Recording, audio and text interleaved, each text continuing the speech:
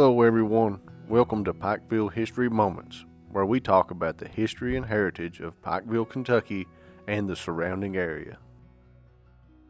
Pikeville Mayor Kelley J. Day led the campaign to create only one of two interstate parks in the United States at the breaks of the Big Sandy.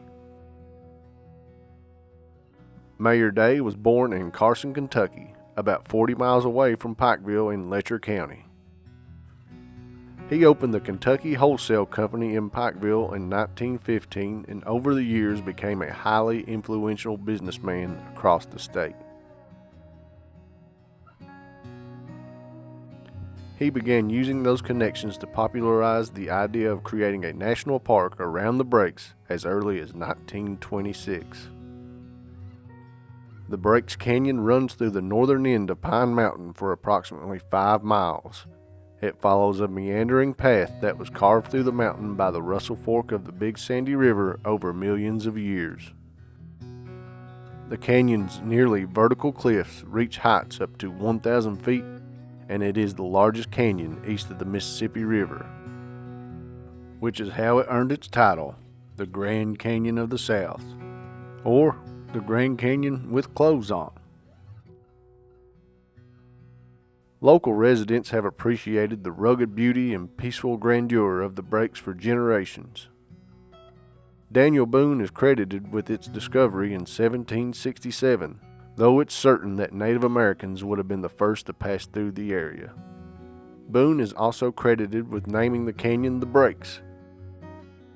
To the frontiersmen who settled the area in the late 18th century, the term described a gap within a nearly solid wall of mountains that separated the coastal plains from the west. Before Kelley Day and the other champions of the park were able to gain legal protections, it was the remote and rugged terrain that preserved the breaks. When best-selling author John Fox Jr. published an article about the canyon in Scribner's magazine in 1900, word began to spread.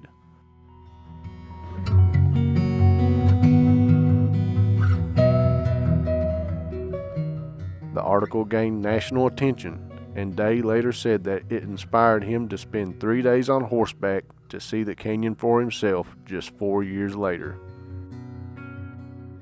Soon thereafter, in 1902, Effie Waller Smith published her poem, Among the Breaks of Big Sandy. Day was elected to his one term as mayor of Pikeville in 1934 and served through 1937.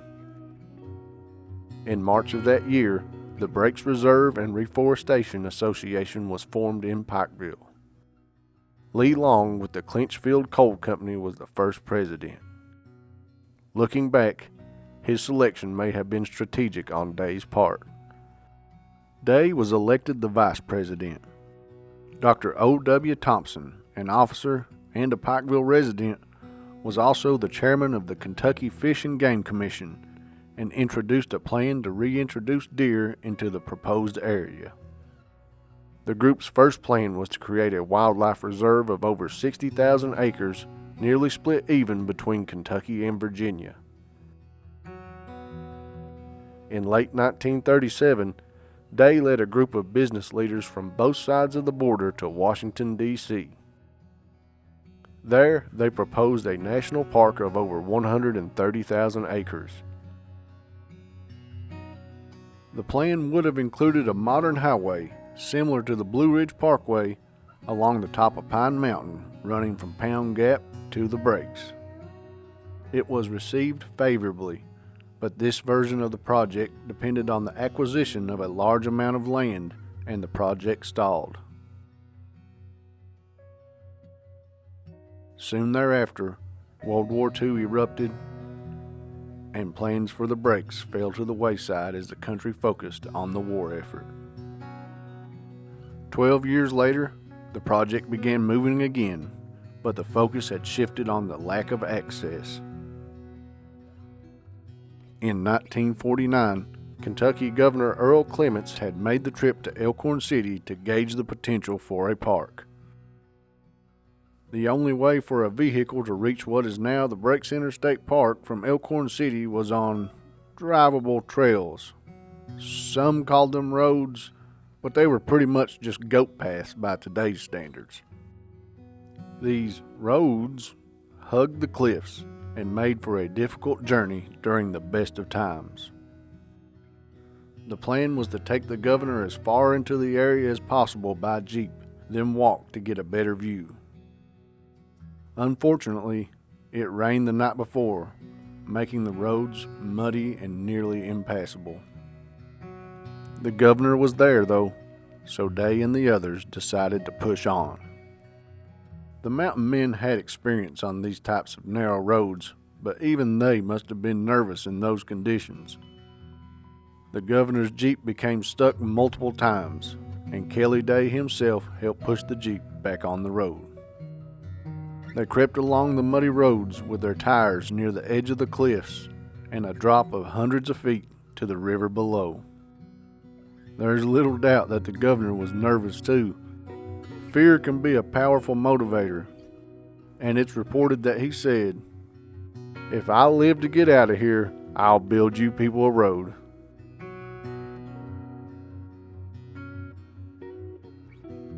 Governor Clements promised to build a road if Virginia would build their own, with the two meeting at the border.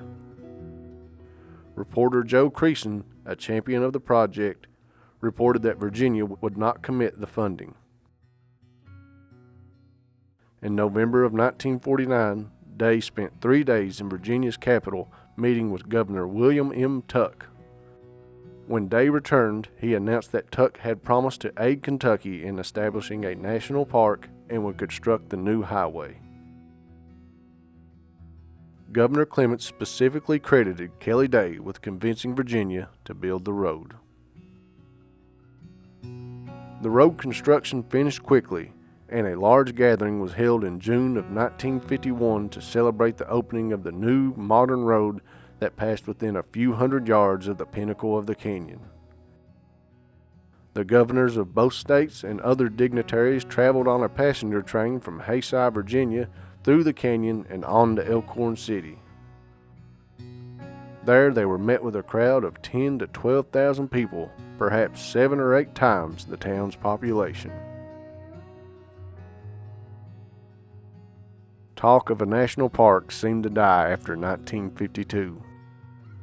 The National Park Service would not agree to create a park without the property owned by several coal companies and the railroad. It was the construction of the Clinchfield and Ohio Railroad over 35 years prior that proved to be too much to overcome. The states were determined, though, and the Breaks Interstate Park was established by laws passed in Virginia in 1953 and in Kentucky in 1954. It is one of only 2 interstate parks in the United States. The 1937 involvement of the Clinchfield Coal Company proved important, as they and a subsidiary donated the first 950 acres of the park in 1955. The Louisville Courier-Journal ran the headline, "It's a great day for one Kelley J. Day."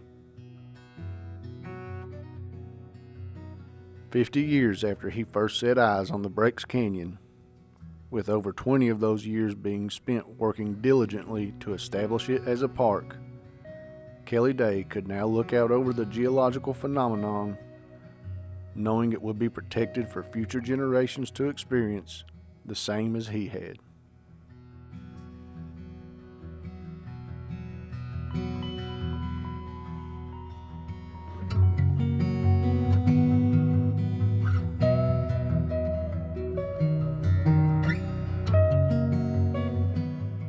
Construction on the first building in the park began in 1958, when Day was 81 years old.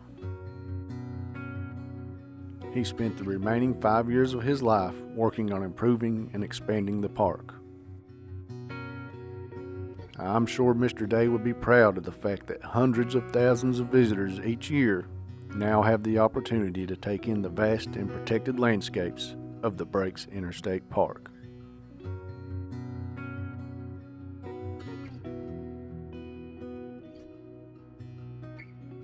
Thank you for watching Pikeville History Moments. Please hit like and subscribe, And if you're going to be in the area, be sure to make a trip up to the Breaks Interstate Park. The book, The Breaks, The Grand Canyon of the South by Tony Scales is available for purchase in the gift shop. Also be sure to stop by the Big Sandy Heritage Center Museum, located in downtown Pikeville, for more fascinating history about the region.